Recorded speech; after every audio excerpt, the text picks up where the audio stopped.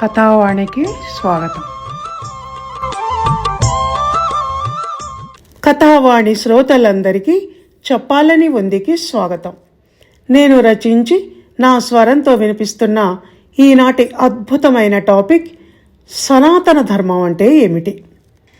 ఈ టైటిల్ని బట్టి ఇది ఎప్పటిదో అయిన ప్రాచీన ధర్మం అని మీకు తెలుస్తోంది కదా.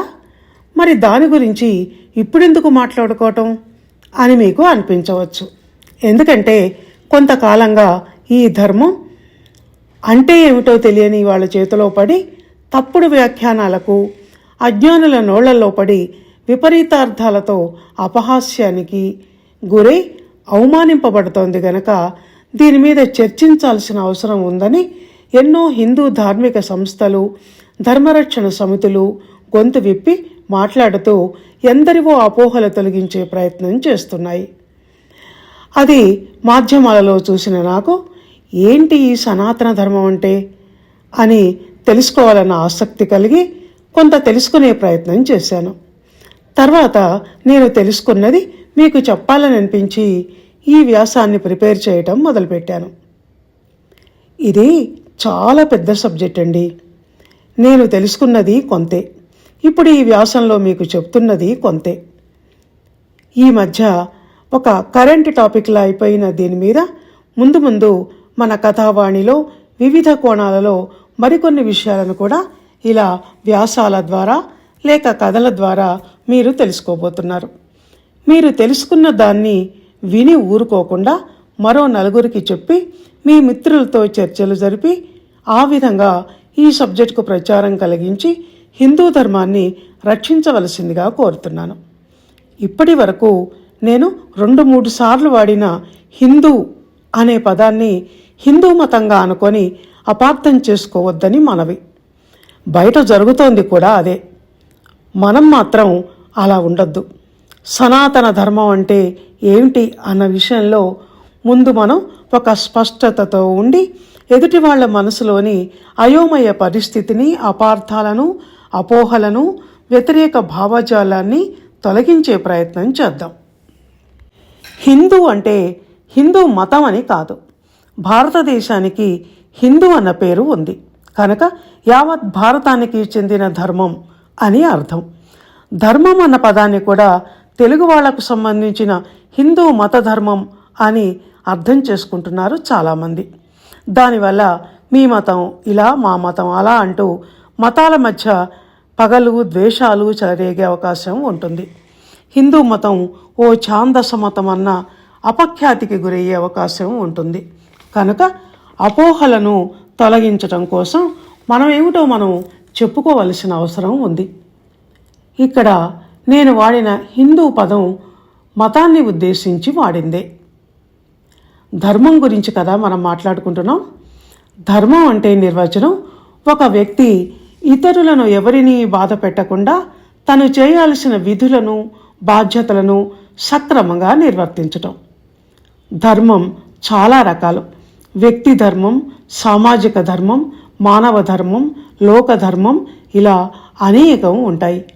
ప్రతి వాళ్లకు ప్రతి దశలో కొన్ని ధర్మాలు ఉంటాయి. కొడుకుగా, తండ్రిగా, భార్యగా, భర్తగా, పౌరుడిగా, పరిపాలకుడిగా, ప్రజగా, ఇలా ఇంకా బోలెడు. ఇవన్నీ దేనికోసం అంటే ప్రతి వ్యక్తి ఈ సమాజంలో సుఖంగా, సంతోషంగా, స్వేచ్ఛగా బ్రతకటం కోసం, విశ్వశ్రేయస్సు కోసం. అలాంటప్పుడు అందరికీ వర్తించే ఈ ధర్మం అది ఒక మత సంబంధి ఎందుకు అవుతుంది?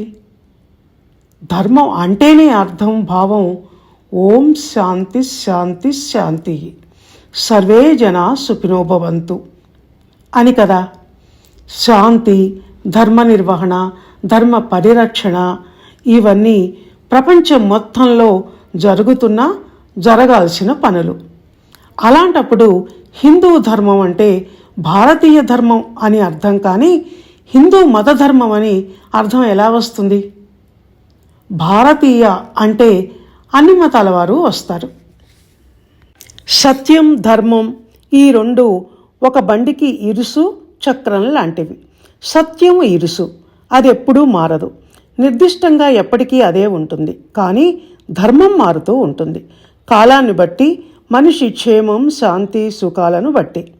సత్యం వద ధర్మం చర, సత్యాన్ని పలుకు, ధర్మాన్ని ఆచరించు అన్నది మన భారతీయ సంస్కృతి.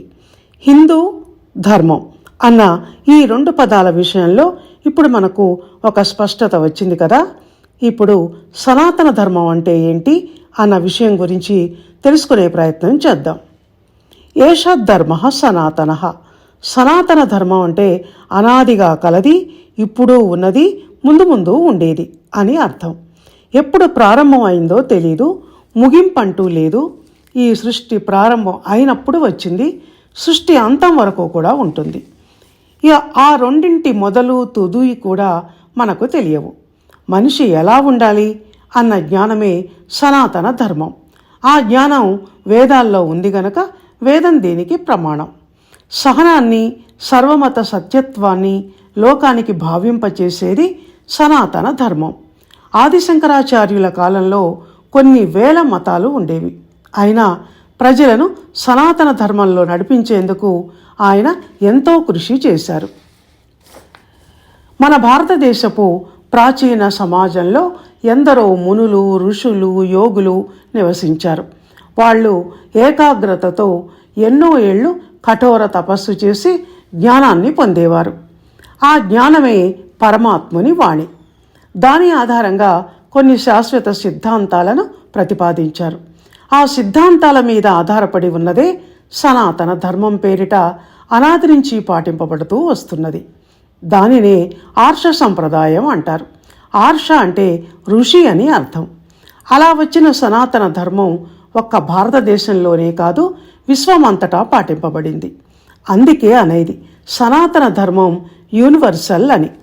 అలా ఏర్పడిన ఆ విశ్వవ్యాప్త సనాతన ధర్మం మన భారతదేశంలో మాత్రం పురాణాలలో, ఇతిహాసాలలో, కావ్యాలలో కలిసిపోయి ఆ తర్వాత సంస్కృతిలో లీనమైపోయింది. అందుకే సనాతన ధర్మం విశ్వాసాల పుట్ట కాదు, విజ్ఞానాల ఖని అని అంటారు. ఆ ధర్మం గురించిన పూర్తి అవగాహన, ఎరుక ఉన్నవాళ్ళు. అందుకే అందులో లేని విజ్ఞానం లేదు. ఆధ్యాత్మిక జ్ఞానం ఉంది, బ్రహ్మజ్ఞానం ఉంది, తర్కమీమాంస జ్ఞానం ఉంది, శాస్త్రజ్ఞానం ఉంది. ఇలా ఎంతో ఉంది. ఎవరికి కావలసిన జ్ఞానాన్ని వాళ్ళు పొందవచ్చు. ఇతర మతాలలాగా మా దేవుణ్ణే పూజించాలన్న నియమ నిర్బంధాలేమీ సనాతన ధర్మంలో ఉండవు. మనిషి స్వేచ్ఛాజీవి. ఇందులో ఏ మతం కావాలంటే ఆ మతంలో చేరొచ్చు, ఏ దేవుణ్ణి కావాలంటే ఆ దేవుణ్ణి కొలవచ్చు, విగ్రహారాధన కావాలంటే విగ్రహారాధన చేసుకోవచ్చు. నిరీశ్వరవాదాన్ని నమ్మేవాళ్ళు దాన్నే నమ్మొచ్చు. బ్రహ్మం ఒక్కటే అన్నవాళ్ళు శైవులు, వైష్ణవులు ఇలా అందరూ హాయిగా ఎవరి దేవుళ్లను వాళ్ళు కొలుచుకోవచ్చు. దేవుడు లేడు, నేను నాస్తికుడిని అనేవాళ్ళు కూడా వాళ్ళ ఇష్ట ప్రకారం వాళ్ళు ఉండొచ్చు. ఎవరికి అభ్యంతరాలు ఉండవు. ప్రకృతి ఆరాధన అంటే సహజ సిద్ధంగా సృష్టిలో లభించే నీరు, నిప్పు, గాలి, భూమి, ఆకాశం ఇవన్నీ యథేచ్ఛగా అనుభవిస్తూ దేవుళ్ళుగా ఆరాధించుకోవటం. చీమకు పంచదార, పాముకు పాలు పోసే గొప్ప భారతీయ సంస్కృతి గల మన వాళ్ళు వాళ్ళ ఇష్ట ప్రకారమే ప్రకృతిని ఆరాధించుకోవచ్చు. మానవ ధర్మాన్ని పాటిస్తూ సాటి మనిషికి హాని చేయటమో, మనోభావాల మీద దెబ్బతీయటమో చేయకుండా ఎవరి జీవితాన్ని వాళ్ళు పూర్తి స్వేచ్ఛా స్వాతంత్రాలతో గడపవచ్చు. ఆధ్యాత్మిక చింతనలో కాలం గడుపుదామని అనుకొని వాళ్లకు మన భగవద్గీతలో భక్తి యోగ అనే జ్ఞానం సిద్ధంగా ఉంది. నేను దేవుణ్ణి నమ్మను, మానవ సేవే మాధవ సేవ అని నమ్మే వాళ్లకు కర్మయోగ జ్ఞానం సిద్ధంగా ఉంది. జ్ఞానమే దేవుడు అనుకునే వాళ్లకు, జ్ఞానానికి ప్రాముఖ్యం ఇచ్చే వాళ్లకు జ్ఞానయోగం ఉంది. ఇవేవీ వద్దు, నేను జీవితాన్ని ఆనందిస్తాను అని కోరుకునే వాళ్లకు చార్వాకుడు రచించిన చార్వాక సిద్ధాంతం ఉంది. ఇలా సనాతన ధర్మంలో భిన్న విభిన్న జ్ఞాన భాండాగారమంతా ఉంది. కాలానుగుణంగా మారుతూ వస్తున్న ఈ సనాతన ధర్మానికి మనుషులకు సుఖాన్ని, మేలును కలిగించటమే లక్ష్యం. ఆ మార్పు ఏమిటి అన్నది అదో పెద్ద సబ్జెక్ట్ కనుక దాని గురించి వేరే వ్యాసంలో మాట్లాడుకుందాం. ఇంత విభిన్నంగా, ఇంత వైజ్ఞానికంగా, సహజంగా కొనసాగుతూ పోయేది గనుకనే సనాతన ధర్మం అంత శక్తివంతమైనది, శాశ్వతమైనది అయింది. అయినా తరతరాలుగా ఎన్నో ఆటుపోట్లకు గురవుతూ స్వార్థపరుల, మతఛాందస్సుల, రాజకీయ నాయకుల చేతులకు చిక్కి దాని సిద్ధాంతాలను దారి మళ్లించే, ఉనికికే ప్రమాదం వాటిల్ల చేసే ఘోర ప్రయత్నాలకు గురవుతూనే ఉన్నది. అయినా ప్రవహించే నదిని ఎవరూ ఆపలేరు అన్నట్టు చెక్కు చెదరకుండా తన ధర్మ మార్గంలో తను నడుస్తూ మనుషుల్ని నడిపిస్తూ అలాగే ఉంది. విశ్వసంబంధి అయిన సనాతన ధర్మాన్ని ఒక దేశానికో, ఒక మతానికో, ఒక రాజకీయ పార్టీకో సంబంధించింది అన్నట్టు మాట్లాడుతూ దాని ఉనికి లేకుండా చేస్తామని మాట్లాడే వాళ్ళ నోరు మూయిస్తూ వేళ్లు బలంగా భూమిలో పాతుకొని పోయిన వటవృక్షంలా ఠీవిగా నిలబడే ఉంది. ముందు ముందు కూడా సృష్టి ఉన్నంత వరకు అలాగే నిలిచి ఉంటుంది. ఎందుకంటే నిప్పుకు చెదలు పట్టవు, ధర్మం ఎప్పుడూ నశించదు అని చెప్తూ ఈనాటి ఈ వ్యాసాన్ని ఇంతటితో ముగిస్తున్నాను. కథావాణి శ్రోతలు, ఈరోజు మీకు నేను చెప్పింది సనాతన ధర్మం యొక్క నిర్వచనం, ప్రాథమిక స్వరూప స్వభావాలు, సిద్ధాంతాలు మాత్రమేనండి. ముందు ముందు వీలున్నప్పుడల్లా వేరువేరు కోణాలలోని వేరువేరు శీర్షికలతో ఈ విషయం మీద ఇంకా మాట్లాడుకుందాం. అత్యంత ప్రాధాన్యం కలిగిన ఈ అంశం గురించి ఇంతసేపు ఆలోచనాత్మక దృక్పథంతో విన్న మీ అందరికీ ధన్యవాదాలు.